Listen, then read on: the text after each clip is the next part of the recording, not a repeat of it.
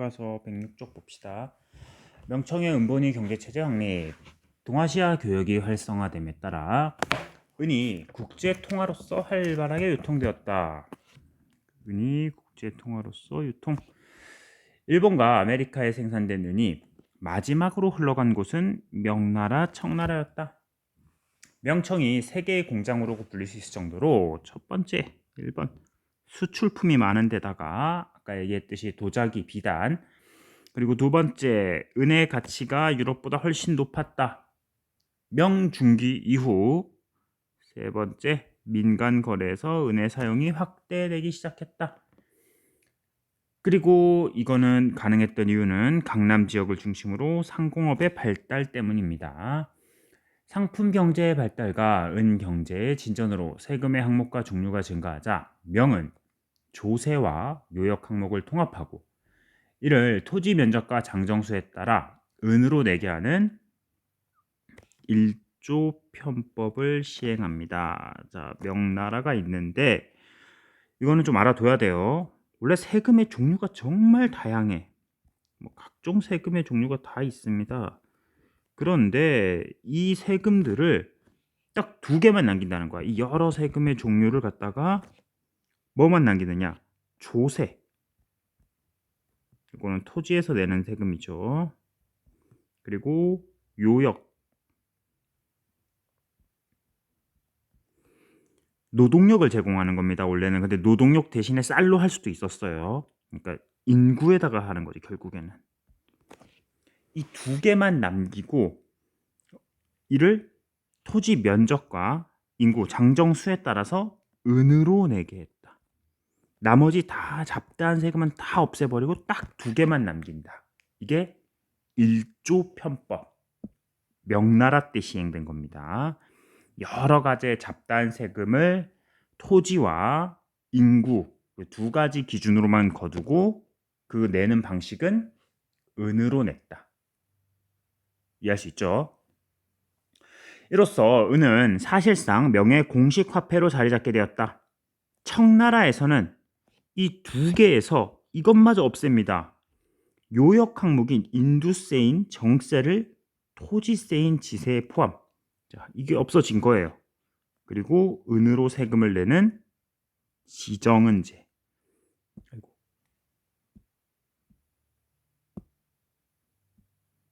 그러니까 즉 청나라에서는 토지로만 세금을 거둔 거죠. 세금을 은으로 내면서 은의 수요가 더욱 늘어났다. 16세기 이후에는 서양의 규격화된 은화도 유입되어 유통되기도 하였습니다. 자, 밑에 보면은 은 유통과 명의 조세제도 있습니다. 16세기 명에서 금과 은의 교환 비율은 1대 6이었다. 같은 시기 유럽에서 1대 12에 비해 은의 가치가 2배나 높았다. 만일 유럽 상인이 중국에서 거래할 일이 있으면 유럽에서 상대적으로 싼 은을 구입하여 중국에 가져가는 것만으로도 2배를 남길 수 있는 거죠. 자료의 오늘날 지폐는 통용되지 않고 동전만이 겨우 작은 교육에만 사용될 뿐 모든 조세 업무를 은 하나로만 하니 은이 부족하게 되었다. 은이 부족해지는데도 부세는 옛날 그대로이고 교역도 변함이 없다. 허둥지둥 은을 구하고자 해도 어디서 구할 수 있겠는가, 이런 이야기가 나옵니다. 자, 다음 페이지 가겠습니다. 은 유통의 확대와 조선. 조선에서는 밑줄입니다. 은이 활발하게 유통되지 않았고 은강을 적극적으로 개발하지도 않았다. 16세기 초에 단천은광이 개발되면서 은 생산이 늘었지만 비단 등 사치품의 수요 증대로 은이 계속 부족합니다.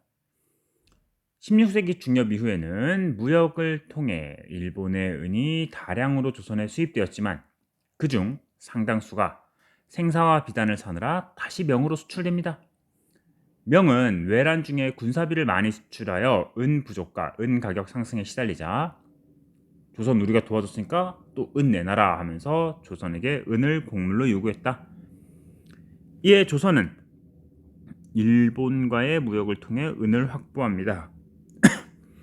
그리하여 17세기 이후 인삼과 중국의 비단을 일본에 팔고 그 대금을 은으로 받았다. 조선으로 유입된 일본 은이 다시 중국으로 유출되는 현상은 17세기 후반까지 계속됩니다. 일본과 아메리카 은의 유통. 명에 은을 주로 공급한 것은 일본이었습니다. 일본은 16세기 전반에 이와미 은광을 개발하고 조선에 새로운 형태의 회치법을 도입하여서 은 생산을 크게 늘렸다. 이렇게 생산된 은은 여러 경로를 거쳐 명으로 유입되었다. 일본의 은 수출은 16세기 말 전성기에 도달하였으며 당시 전 세계 은 생산량의 3분의 1가량을 생산하였다. 16세기 중엽에는 아메리카에서 은 생산이 증가하여 유럽인의 아시아 상품에 대한 구매욕을 자극했다.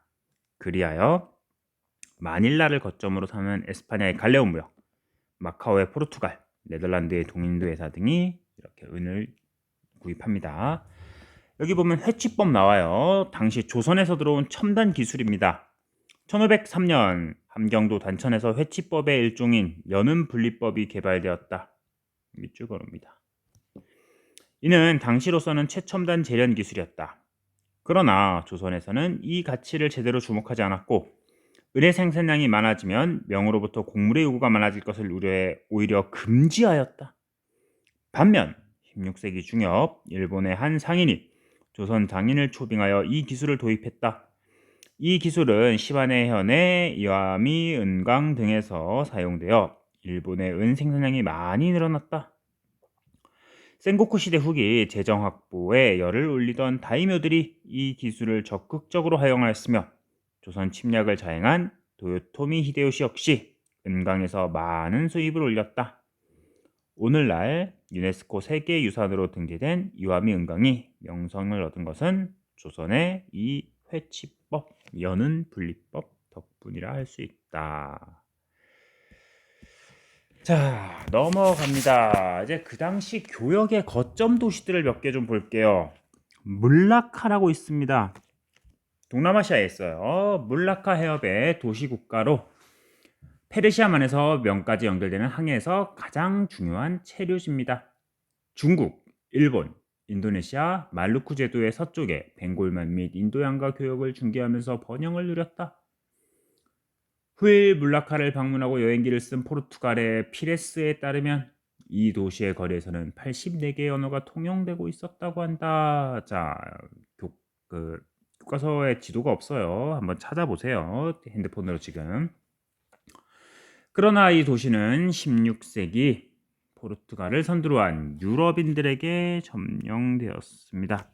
밑줄 긋고 물라카에서는 중국 선원들을 만나 포르투갈 상인들은 중국 상품을 얻기 위해 중국에 접근했고 마카오 정착을 허락받았다.